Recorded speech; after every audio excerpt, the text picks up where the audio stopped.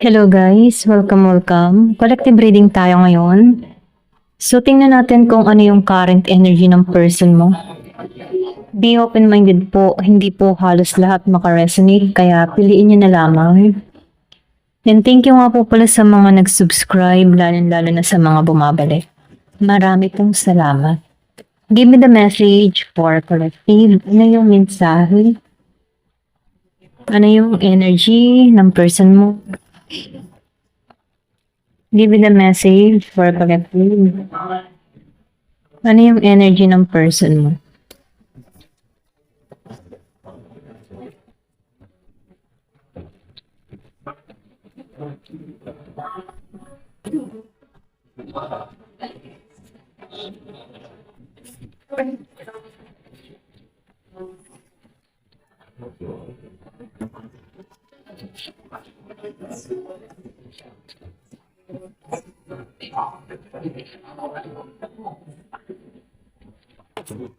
Nakikitaan ko dito, no? Yung iba sa inyo meron nag-iintay. Hanggang ngayon nag-iintay pa rin to sa'yo. Okay? Pero ganun pa man, maybe yung iba sa inyo may lumipat ng lugar. Okay?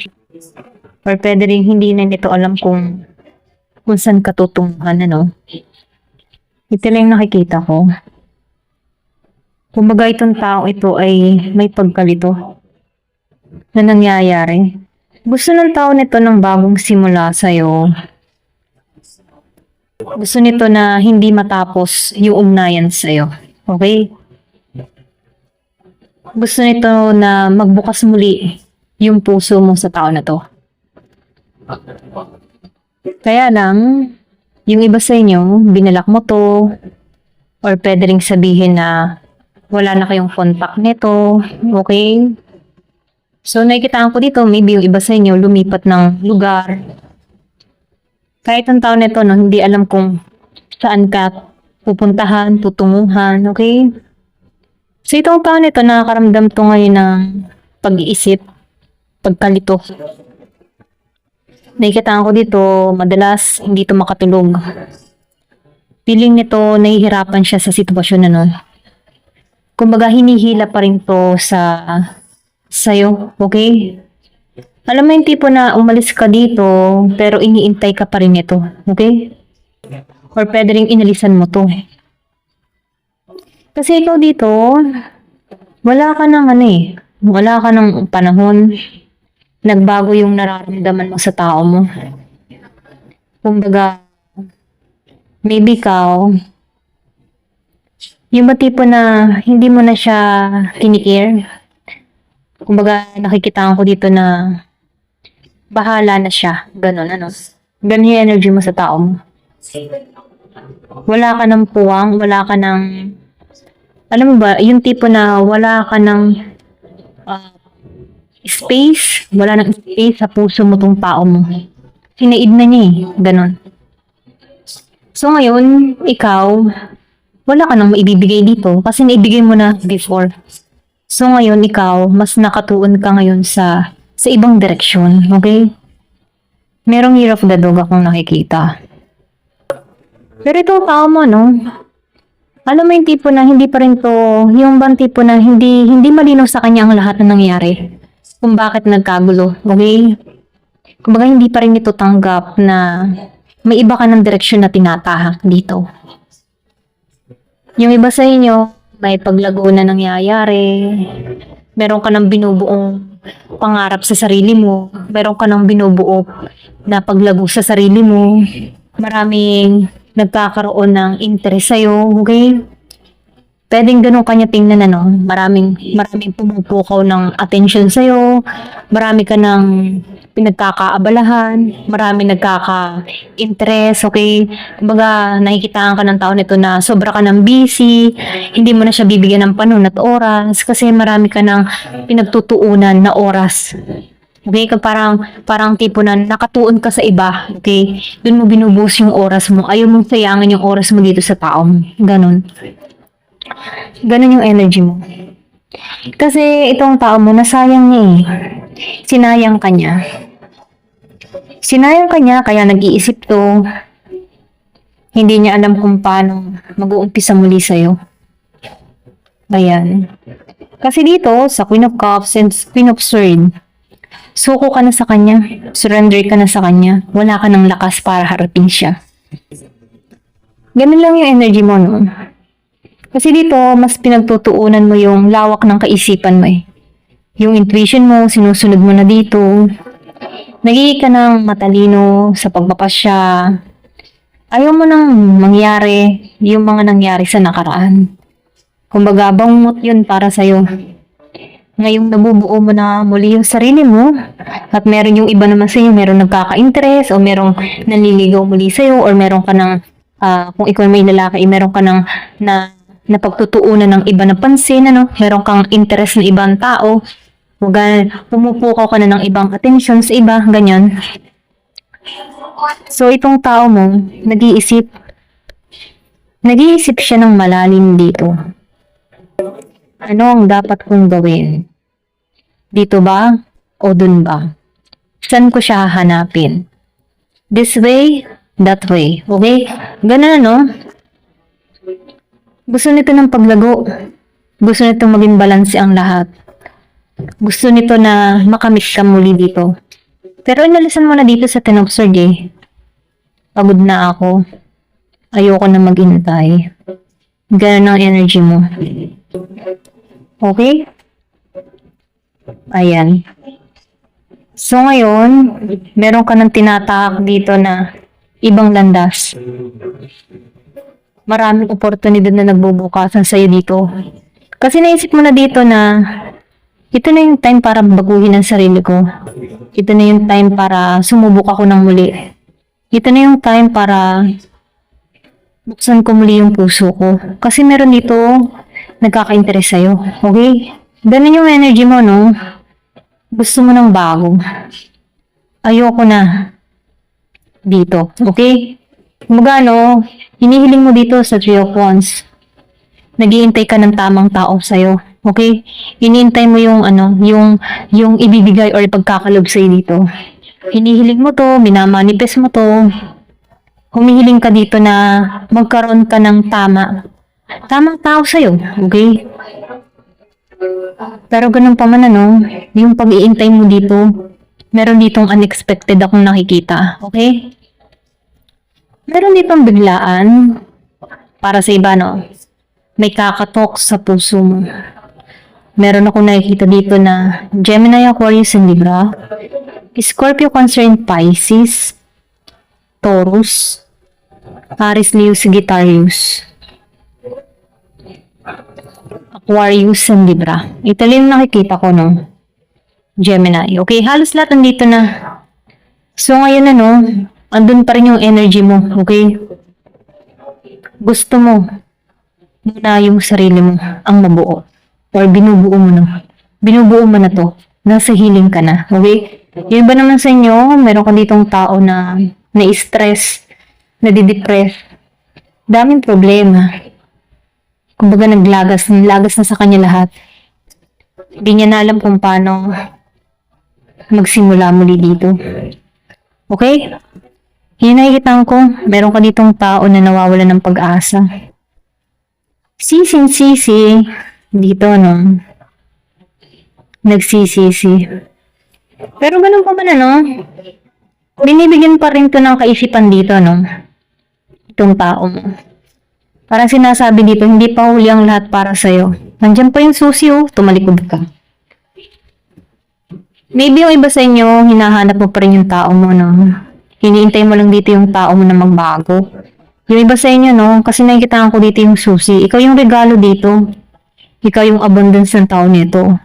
Ikaw yung karunungan ng tao nito. O pwede ikaw yung nagbibigay ng aral sa tao na to. Okay? Kaya niyang buuin to. Kasi meron dito na martilyo. Kaya lang mas nakatuon siya dito sa mga, alam mo yung pambabaliwala, hindi gumagawa ng action, hindi nag-chat, hindi nag-message. Doon siya nakatuon. Isip na isip lang, pero walang action. Pero itong tao mo, pinaiisip dito, no? Kilos. Pero ayaw niyo kumilos dito. Okay? Ikaw to, naghihintay ka pa rin sa tao mo. Handa ka pa rin ibigay yung cups mo dito. Pero mas nakatuon siya sa option niya. Sa mas higit pa sa iyo, mga ganun. Or meron ka ditong tao na masyadong mapaghanap. Okay? Ayan. Kumbaga, ikaw na yung perfect para dito. Pero masyado siyang maraming option, marami siyang gusto na mas higit sa'yo. Okay, hindi kontento. Ito lang yung nakikita ko. Pero ngayon, nakikitaan ko dito yung iba sa inyo, no? Lumalago ka. Okay? Kumbaga, ayaw mo na dito. Yung iba, no? Yung iba nag-iintay pa rin, umaasa. Pinagdadasal mo pa rin tong tao mo. Yung iba naman sa inyo, sinukuan na. Ayoko na. Wala nang pag-asa para sa aming dalawa. Ganun na, no? Ganun yung energy nyo. Okay? Ito lang yung nakikita ko. Kaya mas hinahanap mo yung balance mo. Kumbaga kahit this way, namimili ka ng landas na pupuntahan mo, tutunguhan mo. Pero nakikita ko dito, pupunta ka sa tamang direksyon. Okay? Kumbaga, kung mamimili ka dito, this way, that way, or dito sa diretso, sa tingin ko magtutuon ka sa diretso. Wala kang pagpipilian sa kaliwa o kanan. Dire-diretso ka lang. Magpo-focus ka lang sa unahan. Okay? Ito lang yung nakikita ko. Ayan. So, tingnan natin dito sa card na to kung ano pa yung mensahe. Give me the message. Yung iba sa inyo nakikilala. Pwede yung marami kang paghahanga. Malakas ang appeal, malakas ang karisma. So, nakikitaan ko dito nagiging kang maayos, masagana. Yung iba sa inyo, pwede yung public figure or merong ginagawa sa social media, maraming tagahang. Ako yung nakikita. Okay? Ito lang yung nakikita ko. Kung naman yung ginagawa mo sa social media, no, maraming humahang sa'yo. Ayan. Kumbaga, ina-other ka ng iba. Ganyan. Control. So, merong control lang. Nakikita ko dito, no, yung iba sa inyo, lilipad ng mataas kasi control mo ng lahat. Malaya kang gawin yung mga bagay na gusto mo. Pinibigyan ka dito ng mensahe. Lumipad ka ng mataas. Okay? Mangarap ka. Ginagabayan ka dito sa direksyon na tinatahak mo. Yung iba sa inyo, nafe-feel ko dito, tinuturuan ka dito maging independent. Tinuturuan ka munang tinuturuan ka munang mag-isa. Kasi sa pag-iisa mo, may paglagong nagaganap. Ito lang nakikita ko, no? So, meron ditong makulay na parating or pwede rin ikaw yung tipo ng tao na hindi nawawala ng pag-asa. Malawak, malaki ang pangarap mo. Kumbaga, nakikitaan ko dito yung determinasyon mo. Sa pagsugod mo sa pangarap mo. Okay? Andun yung adhikain mo. Andun yung kagustuhan mo sa pagbabago. Ayan. Control mo ang lahat. Control mo ang sarili mo. Control mo. Kumbaga, walang magkokontrol sa'yo. Mismo ikaw, hawak mo ang destination mo. Okay? Give me the message.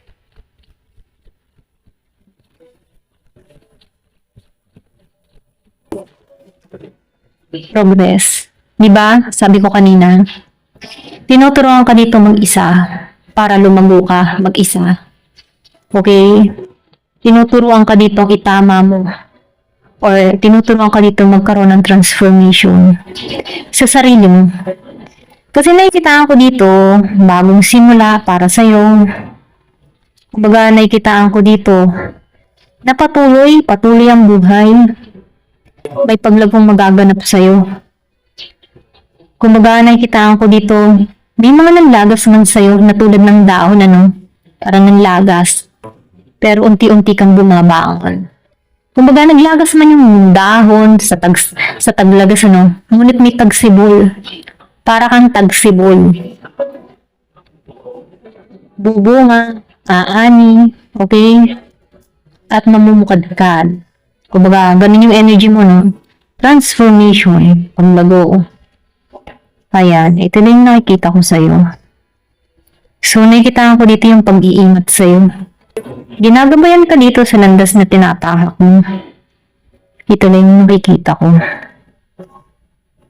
Ayan. Makulay na buhay. Meron 36 years old, pinanganak ng G's. Self-love. So, dito ka ngayon ano, self-love. The more na minamahal mo yung sarili mo, the more nalalago ka. Okay? So, nakikita ko dito yung healing na nagaganap sa'yo. Ito yung naghihintay sa'yo. Isda. Kasaganahan. Paglangoy. Lalangoy ka. Dadaloy ka. Okay? Alam mo yung lalangoy ka ng lalangoy para makamit mo yung pangarap mo. Meron ka spirit guide na tulad ng isang usa. Kumbaga, hindi ka papatinag. Kumbaga, kaya mong akyatin ang bundok kahit mahirap. Okay? Alam mo, hindi pang ganun. Para kang usa, hindi ka madaling sumuko. Matibay ang loob. Malakas ang loob. Handang sumungo basta magtagumpay. Okay? Ito na yung nakikita ko. Ang ganda. Ayan. Ayan po, hanggang dito na lamang po. Thank you for watching. Love and peace.